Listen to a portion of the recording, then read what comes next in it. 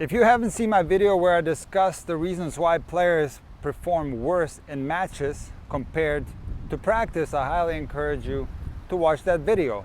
But in today's video, I want to give you specific examples of myself and some of my students over my 30 years of teaching experience that experienced this problem of performing worse in a match compared to practice. And when it comes to the mental part of tennis, what I try to do is problem solve. I try to identify the reasons why I perform poorly, and I apply this same method to my students. I listen to my students, I observe as much information as possible, and I try to come up with a solution so I can help them overcome some of these mental obstacles.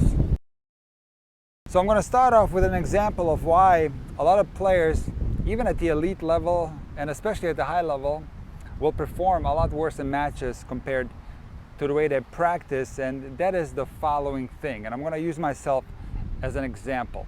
It is the problem of putting your opponent on a pedestal. In other words, overestimating the level of your opponent prior to the match starting. And this often happens when players study their opponent's rankings and prior results before they play the match. And what happens mentally to some players when they see good results from their opponent, when they see a good ranking from the opponent, they put a high value on the opponent without even knowing how that opponent plays the game. And simply based on the previous results and the current ranking, or maybe even the past rankings, players psych themselves out. And I've done this many times. I've fallen into the trap of looking at rankings or results of my opponents prior to the match starting, and for that reason I psyched myself out and ended up losing the match because of it. And once I came to college, and this is something that my coach Mel Purcell helped me with, who was a top 30 ATP player,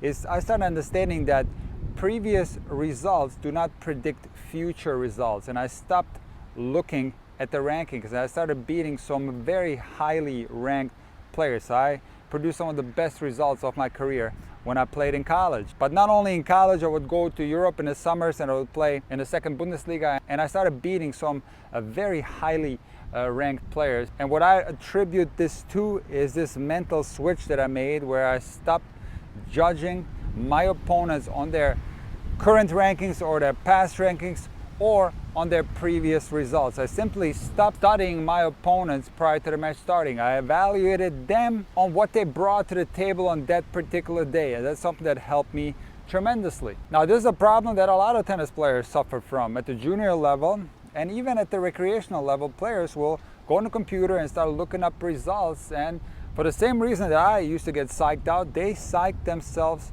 out as well. They put their opponent on a pedestal, they overestimate their opponent's level. So what you should do instead is try to observe your opponent's game. Maybe you try to watch them play a match that they're going to play prior to playing you. And if you get a chance to do that, this is the perfect way to scout your opponent, because you're going to base your opinion of them on how they play. Now, there can be a trap in that as well, and I'll get to that in a minute. But it's a better method of preparing yourself for the upcoming match by studying your opponent's game and trying to figure out how you're going to beat your opponent. But you got to understand that even that can be a trap mentally, because maybe you take a look at your opponent and they are playing unbelievable. They're looking like they can't be beaten, and now you're going to psych yourself out as well. So I can tell you one thing that I do is I kind of ignore the winners from the opponent and I look at the errors, because everybody makes errors. When you're studying your opponent's game, you look at the errors and you try to find some tendencies. Maybe they're committing more errors on a specific side, or wherever it may be, you try to look for some weak spots. And that's a far better way to prepare yourself for the upcoming match, rather than studying your opponent's current rankings, past rankings, or past results. That is a mental trap that a lot of players fall into. And there's another way to prepare for the match, and that might be the best way. And just take the match in present time and forget what happened in the past. Because like I said before, maybe your opponent plays incredibly well the day before. It doesn't mean that they're going to play well against you necessarily. So you forget the past, you stay in the present, and you try to observe your opponent in the warm-up, in the first few games of the match. And I've talked to many high-level players. Some of them were ranked in the top 200 in the world, and they told me that That's how they approach tennis. They take it on a present day basis. They are completely ignoring what the opponent did in the past. It doesn't matter. What matters is what's happening on the match court on that specific match day. And when you're exposed to certain circumstances on a match court, you might perform a lot worse in a match than you would in practice. I'm going to tell you a story about one of my all-time favorite students. So this student was a 4.5 level female player that competed on a local league in a very high division here in Palm Beach County. And back in the day, this is going back maybe 10 years ago, I used to compete in national tournaments, 30 and over. And there was one specific tournament that I entered, and we had the idea of playing mixed together. And there are some high-level players in these national level tournaments. And we entered the mixed draw, and this facility there where the tournament was hosted had maybe 20 courts or more. And one court was right in front of the clubhouse, and there was even some bleachers set up where people would sit, and there was just a lot of activity and a lot of people just gathering around the clubhouse and watching that center court, if you will. And out of all the courts, our mixed match got scheduled on the center court. And here's what happened. Being on center court in front of all the people got my partner super nervous, super tight, and she just couldn't play her normal game. If we would have been scheduled on court number 18, she would have been more relaxed. She would have been able to play her regular game. But the fact that we were playing in front of a lot of people, something that she wasn't accustomed to, got her really nervous, really tight, really anxious, and she just couldn't play freely. And we ended up losing really badly because of it. So the solution to a problem like that is quite obvious. You got to expose yourself more to those type of scenarios. It's going to be tough for you to choose what court you're going to play on in a tournament, but maybe at your local club you book the stadium court. You book the court that has the most activity, where there's the most people gathering around, and you get used to playing in front of a lot of people, and slowly but surely you're going to get used to this circumstance, and you're not going to get as nervous anymore.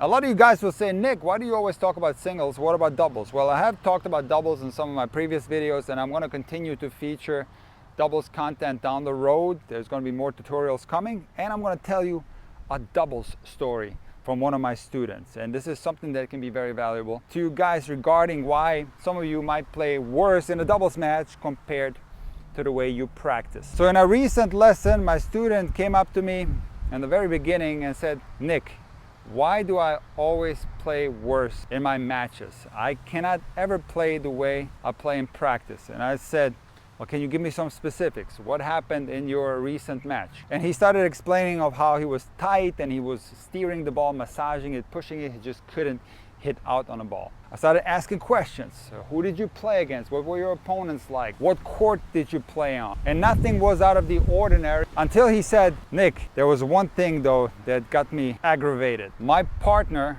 was bossing me around on the court, and if I made a mistake, he would make body gestures, like kind of letting his head hang down or shaking his head, and he was giving me instruction, and just overall a very negative mindset and bossing me around the court. And that got me super anxious. And I said, well, there you have your answer. You know why you were so tight in your recent matches?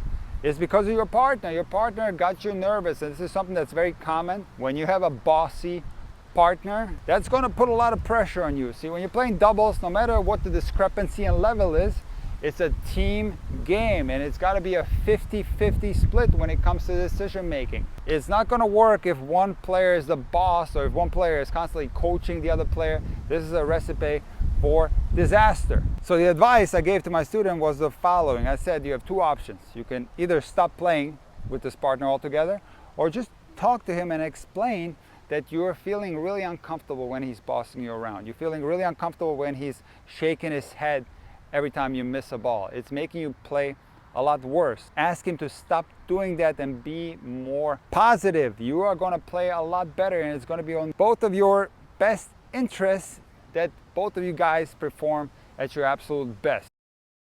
Another one of my longtime students on many occasions would come to me after ladder matches and say, Nick, I just can't play these dinker guys, these pusher guys. I always end up beating myself. I get so angry, I hate playing against these guys. And the reason why my student keeps repeating this is that it's not so easy to start beating pushers. This is something that's going to take a lot of work. I made an entire course explaining why it's so difficult to beat pushers. There's a YouTube video that I made as well explaining why it's so difficult to beat pushers. If it wasn't difficult to beat pushers, you could solve this by watching a 10-minute video, but it's not like that. This is a process that's going to require your improvement in several areas of the game, and it's something that you have to be patient with and committed to improve in the areas that are required to finally start beating pushers.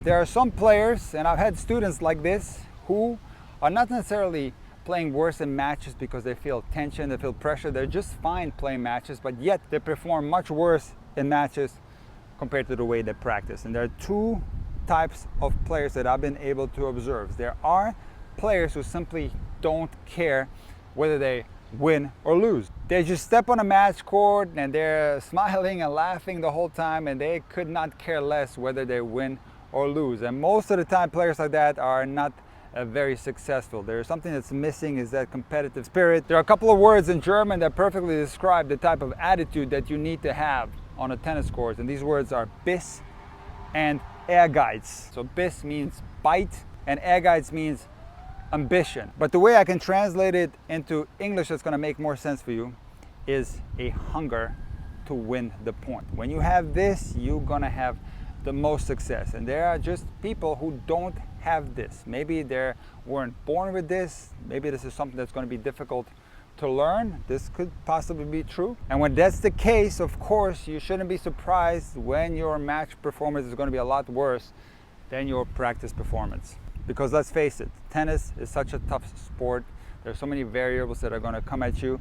You have to have this hunger, this desire, this drive to win every point if you want to advance at the recreational level, if you want to advance at the high level or at the junior level. This is something that's incredibly necessary in the game of tennis. And finally, there's going to be some players who are just not good at playing matches. They might not necessarily have tension, pressure. They're just fine being on a match court, but they don't know how to play. And when that's the case, the only solution that you're going to have is to go on the match court and try to figure out how you can take your tools that you have as a tennis player and translate them into winning points, into winning sets, into winning matches. You're going to have to problem solve. You're going to have to solve technical issues that you have, and then you're going to have to figure out a way to start winning points, winning sets, winning matches. That is the only way you're going to advance in a game of tennis. If you just continue doing what you're doing, just playing tennis the same way you always have, you're going to continue to have the same results. You're going to have to make changes. You're going to have to be introspective and sit down after matches and maybe write down the things that you did wrong, the things that you can do better next time. That is going to be the road to your success. When it comes to all the other things I talked about, it's a matter of experience, and again, it's a matter of problem solving. Try to figure out what went wrong and try to do better the next time you step on a match court.